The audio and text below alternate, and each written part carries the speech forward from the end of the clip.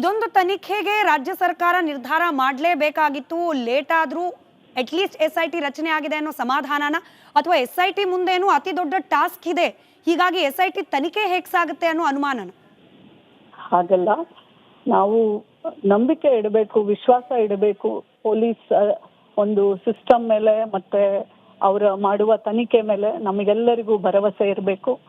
ಮಹಿಳಾ ಆಯೋಗದ ಒಂದು ಪತ್ರವನ್ನ ಮಾನ್ಯ ಮುಖ್ಯಮಂತ್ರಿಗಳಿಗೆ ನಾನು ಬರೆದಿದ್ದೆ. ಹಾಗಾಗಿ ಅದನ್ನ ಸ್ವೀಕಾರ ಮಾಡಿದ್ದಾರೆ.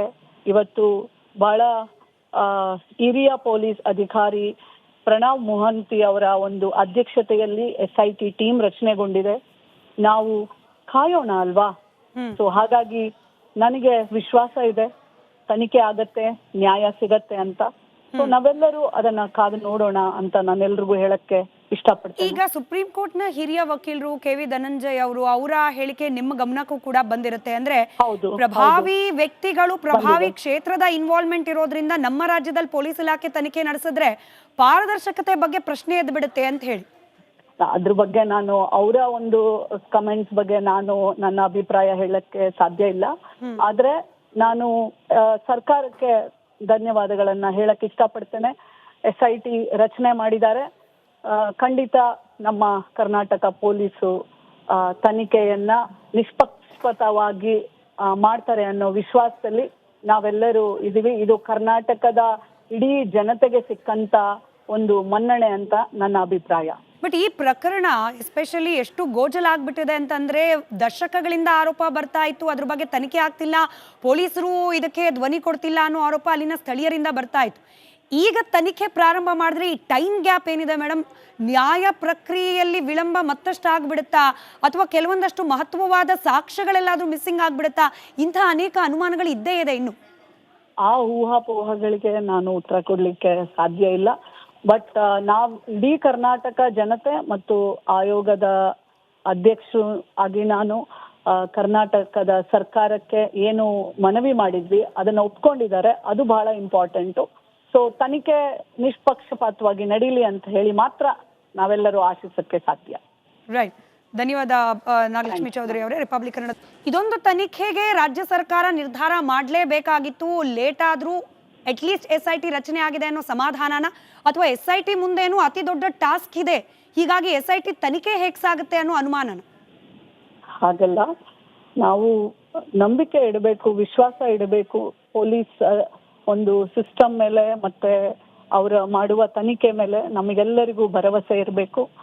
ಮಹಿಳಾ ಆಯೋಗದ ಒಂದು ಪತ್ರವನ್ನ ಮಾನ್ಯ ಮುಖ್ಯಮಂತ್ರಿಗಳಿಗೆ ನಾನು ಬರೆದಿದ್ದೆ. ಹಾಗಾಗಿ ಅದನ್ನ ಸ್ವೀಕಾರ ಮಾಡಿದ್ದಾರೆ. ಇವತ್ತು ಬಹಳ ಹಿರಿಯ ಪೊಲೀಸ್ ಅಧಿಕಾರಿ ಪ್ರಣವ್ ಮೊಹಂತಿ ಅವರ ಒಂದು ಅಧ್ಯಕ್ಷತೆಯಲ್ಲಿ SIT ಟೀಮ್ ರಚನೆಗೊಂಡಿದೆ. ನಾವು ಕಾಯೋಣ ಅಲ್ವಾ? ಸೊ ಹಾಗಾಗಿ ನನಗೆ ವಿಶ್ವಾಸ ಇದೆ, ತನಿಖೆ ಆಗತ್ತೆ, ನ್ಯಾಯ ಸಿಗತ್ತೆ ಅಂತ. ಸೊ ನಾವೆಲ್ಲರೂ ಅದನ್ನ ಕಾದು ನೋಡೋಣ ಅಂತ ನಾನೆಲ್ರಿಗೂ ಹೇಳಕ್ಕೆ ಇಷ್ಟಪಡ್ತೀನಿ. ಈಗ ಸುಪ್ರೀಂ ಕೋರ್ಟ್ ನ ಹಿರಿಯ ವಕೀಲರು KV ಧನಂಜಯ್ ಅವರು, ಅವರ ಹೇಳಿಕೆ ನಿಮ್ಮ ಗಮನಕ್ಕೂ ಕೂಡ ಬಂದಿರುತ್ತೆ. ಅಂದ್ರೆ ಪ್ರಭಾವಿ ವ್ಯಕ್ತಿಗಳು, ಪ್ರಭಾವಿ ಕ್ಷೇತ್ರದ ಇನ್ವಾಲ್ವ್ಮೆಂಟ್ ಇರೋದ್ರಿಂದ ನಮ್ಮ ರಾಜ್ಯದಲ್ಲಿ ಪೊಲೀಸ್ ಇಲಾಖೆ ತನಿಖೆ ನಡೆಸಿದ್ರೆ ಪಾರದರ್ಶಕತೆ ಬಗ್ಗೆ ಪ್ರಶ್ನೆ ಎದ್ದು ಬಿಡುತ್ತೆ ಅಂತ ಹೇಳಿ. ಅದ್ರ ಬಗ್ಗೆ ನಾನು ಅವರ ಒಂದು ಕಮೆಂಟ್ಸ್ ಬಗ್ಗೆ ನಾನು ನನ್ನ ಅಭಿಪ್ರಾಯ ಹೇಳಕ್ಕೆ ಸಾಧ್ಯ ಇಲ್ಲ. ಆದ್ರೆ ನಾನು ಸರ್ಕಾರಕ್ಕೆ ಧನ್ಯವಾದಗಳನ್ನ ಹೇಳಕ್ ಇಷ್ಟಪಡ್ತೇನೆ.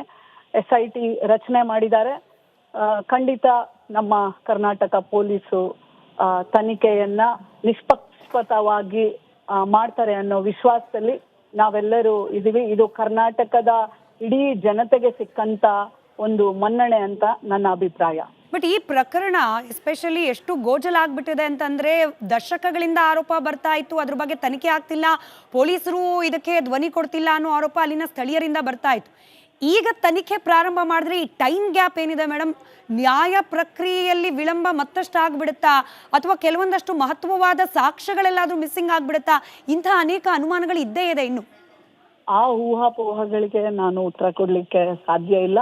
ಬಟ್ ನಾವು ಇಡೀ ಕರ್ನಾಟಕ ಜನತೆ ಮತ್ತು ಆಯೋಗದ ಅಧ್ಯಕ್ಷರು ಆಗಿ ನಾನು ಕರ್ನಾಟಕದ ಸರ್ಕಾರಕ್ಕೆ ಏನು ಮನವಿ ಮಾಡಿದ್ವಿ ಅದನ್ನ ಒಪ್ಕೊಂಡಿದ್ದಾರೆ. ಅದು ಬಹಳ ಇಂಪಾರ್ಟೆಂಟು.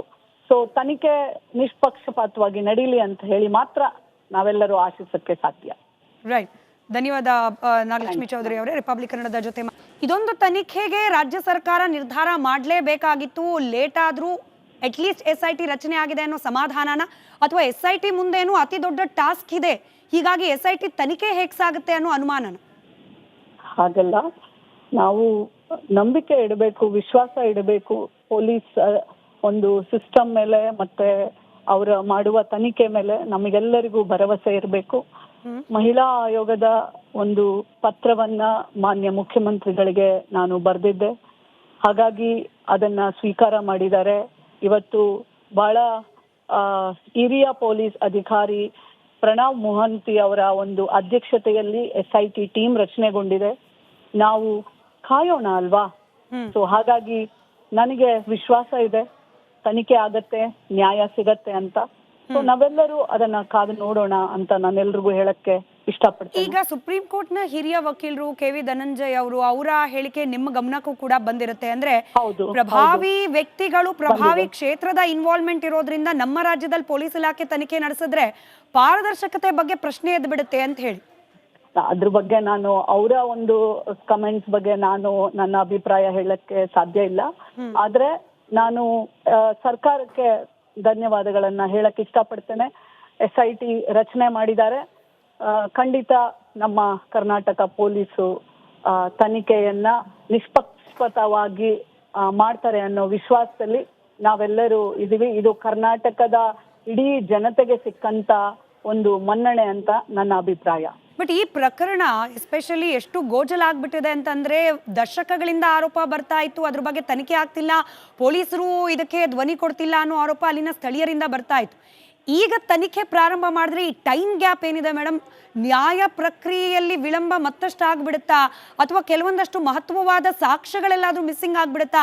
ಇಂತಹ ಅನೇಕ ಅನುಮಾನಗಳು ಇದ್ದೇ ಇದೆ. ಇನ್ನು ಆ ಊಹಾಪೋಹಗಳಿಗೆ ನಾನು ಉತ್ತರ ಕೊಡ್ಲಿಕ್ಕೆ ಸಾಧ್ಯ ಇಲ್ಲ. ಬಟ್ ನಾವ್ ಇಡೀ ಕರ್ನಾಟಕ ಜನತೆ ಮತ್ತು ಆಯೋಗದ ಅಧ್ಯಕ್ಷರು ಆಗಿ ನಾನು ಕರ್ನಾಟಕದ ಸರ್ಕಾರಕ್ಕೆ ಏನು ಮನವಿ ಮಾಡಿದ್ವಿ ಅದನ್ನ ಒಪ್ಕೊಂಡಿದ್ದಾರೆ. ಅದು ಬಹಳ ಇಂಪಾರ್ಟೆಂಟು.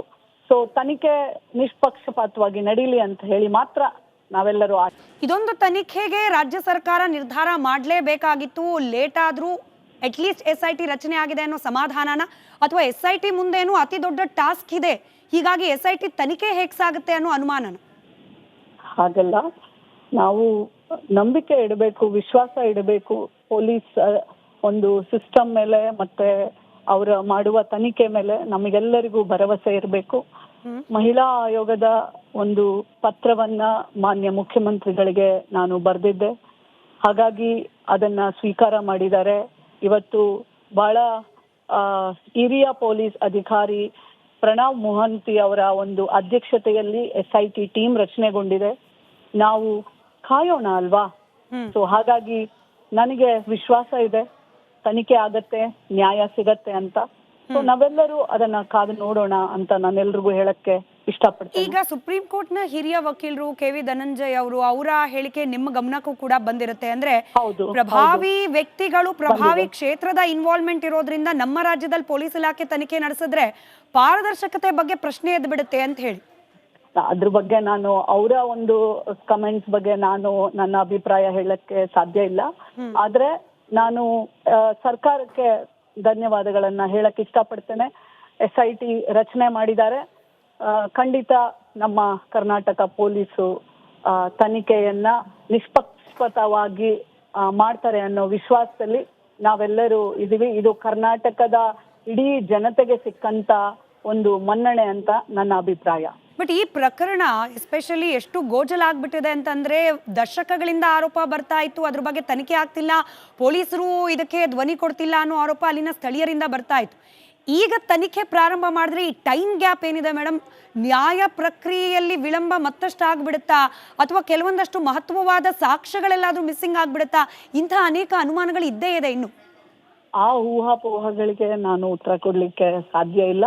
ಬಟ್ ನಾವ್ ಇಡೀ ಕರ್ನಾಟಕ ಜನತೆ ಮತ್ತು ಆಯೋಗದ ಅಧ್ಯಕ್ಷರು ಆಗಿ ನಾನು ಕರ್ನಾಟಕದ ಸರ್ಕಾರಕ್ಕೆ ಏನು ಮನವಿ ಮಾಡಿದ್ವಿ ಅದನ್ನ ಒಪ್ಕೊಂಡಿದ್ದಾರೆ. ಅದು ಬಹಳ ಇಂಪಾರ್ಟೆಂಟು. ಸೊ ತನಿಖೆ ನಿಷ್ಪಕ್ಷಪಾತವಾಗಿ ನಡೀಲಿ ಅಂತ ಹೇಳಿ ಮಾತ್ರ ನಾವೆಲ್ಲರೂ ಆಶಿಸಕ್ಕೆ ಸಾಧ್ಯ. ರೈಟ್. ಧನ್ಯವಾದ ನಾಗಲಕ್ಷ್ಮಿ ಚೌಧರಿ ಅವರೇ.